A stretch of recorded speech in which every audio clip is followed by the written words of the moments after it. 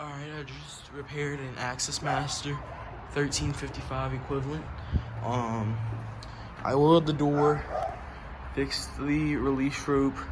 I just put it up to this because they said it would drop against their cars. And then I had to oil up the gears inside and oil the rail. We're hoping this fixes the problem.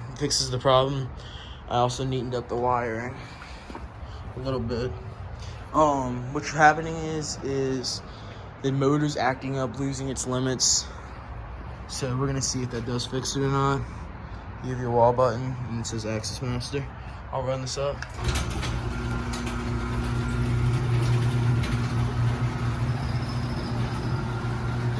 And we tightened the chain. The chain was hanging on top of the door. It was extremely, extremely low. I'll get back down. And we did put the limit above the header, but it went down again, so it's losing its limit again.